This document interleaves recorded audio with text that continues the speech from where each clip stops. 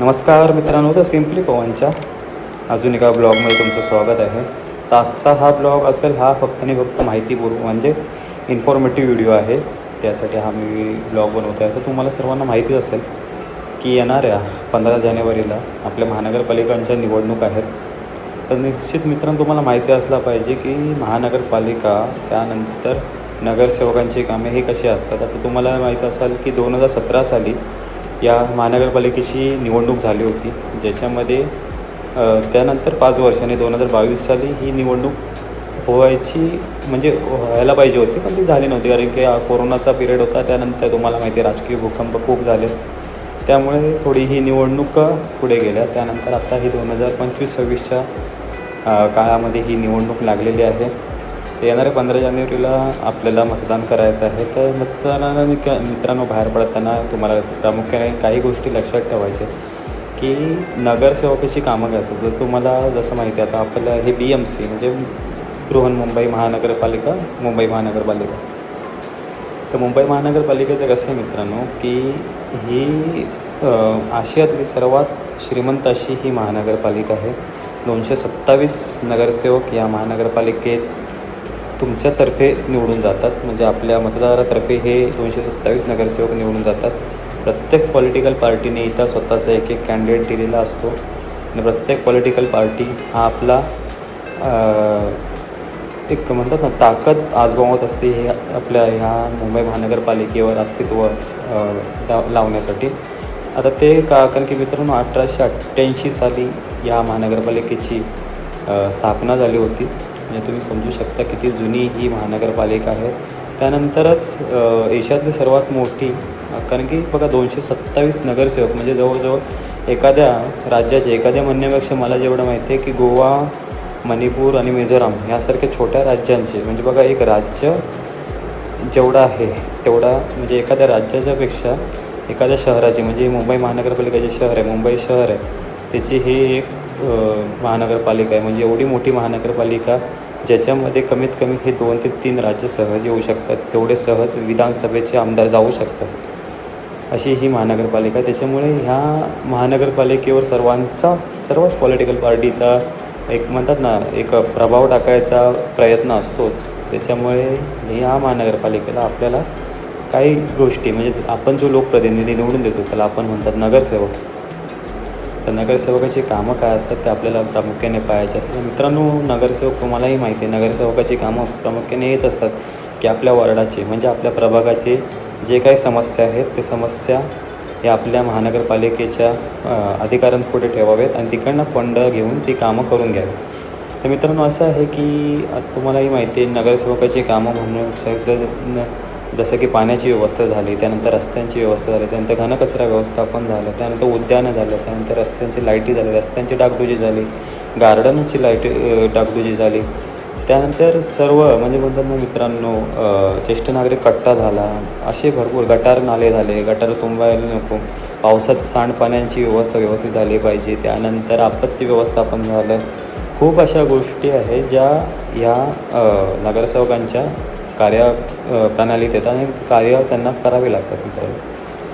तर सांगण्याचा आणि व्हिडिओ बनवण्याचा उद्देश हाच होता मित्रांनो, आपल्याला कुठल्याही पॉलिटिकल पार्टीचा म्हणजे प्रचार करायचा नाही आणि कुठल्याही पॉलिटिकल पार्टीला आपल्याला सपोर्ट देखील करायचा नाही, कुठल्याही पॉलिटिकल पार्टीला आपल्याला विरोध देखील करायचा नाही. तेवढंच की नगरसेवक जो असतो तो नगरसेवक आपले कामं करेल की नाही यासाठी तुम्हाला त्या नगरसेवकाचा पहिली बात तर मित्रांनो पडताळणी करणं गरजेचं आहे की नगरसेवक हा काय जो कॅन्डिडेट आहे, नगरसेवक पदाचा जो कॅन्डिडेट आहे हा खरंच आपल्या प्रभागाला पूर्ण ओळखतो का.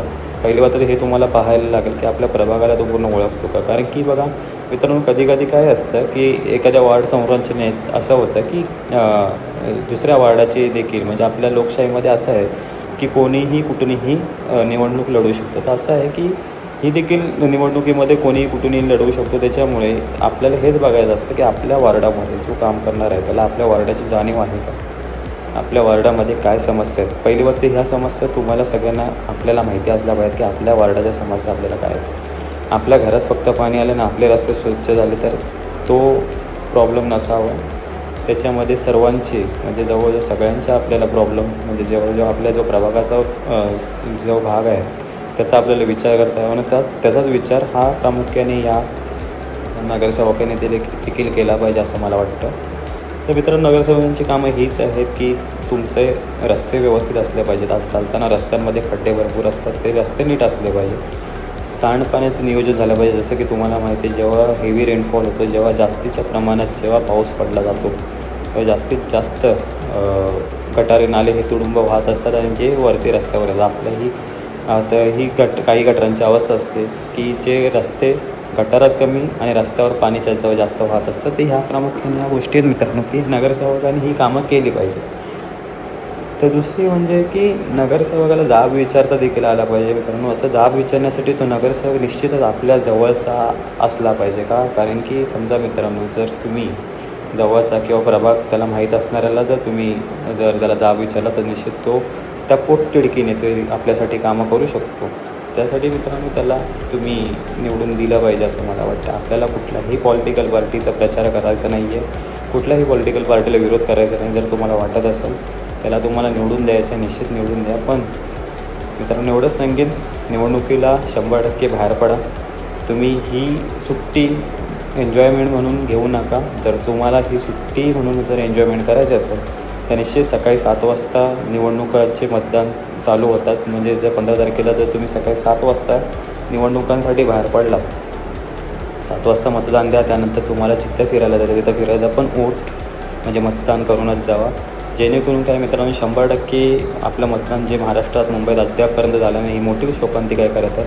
पण जेव्हा 100% मतदान होईल तेव्हा आपल्यामुळे एक चांगला असा प्रभाग देखील घडू शकतो, चांगला असा लोकप्रतिनिधी देखील निवडून जाऊ शकतो, चांगला असा राज्य घडू शकतं, चांगला असा देश देखील घडू शकतो. तर मतदान मित्रांनो 100% करा. एन्जॉय जर तुम्हाला सुट्टी म्हणून करायची असेल तर करा, पण मतदान करून करा. दुसरी बात मित्रांनो, नगरसेवक पदाची निवडणूक आहे, लोकल बॉडीची निवडणूक आहेत म्हणल्यावर आपल्याला आपल्या प्रभागाची संरचना माहिती असली पाहिजे. आपल्या प्रभागात कोण कोण उभा आहे. त्याच्यावर तुम्ही जर बघाल लोकशाही आहे तर प्रत्येकाला निवडणूक लढवण्याचा अधिकार आहे.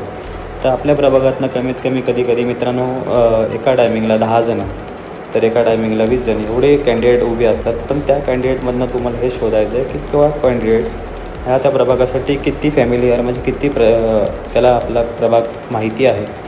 तर ह्या गोष्टी तुम्हाला प्रामुख्याने पाहायच्या आहेत. दुसरी गोष्ट मित्रांनो, फक्त आणि फक्त पैशासाठी मतदान करू नका. आज तो देणारा पैसा हा आपल्याला 5 वर्ष पुरणार नाही.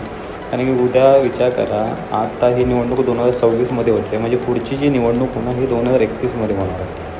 म्हटल्यावर पुढचे 5 वर्ष जे ते आत्ता तुम्हाला पैसे देतील ते 5 वर्ष तुमचे पुरणार नाहीत. त्याच्यामुळे आपण जे काही डिसिजन घेणार आहोत त्या डिसिजनचा उद्या जाऊन आपल्याला पश्चाताप न व्हावा, त्यासाठी आपण एक स्थानिक लोकप्रतिनिधी जो आपले आणि आपल्या प्रभागाचे प्रश्न हे BMCच्या अधिकाऱ्यांपर्यंत BMCपर्यंत पोचवल अशा लोकांना तुम्ही निवडून द्या.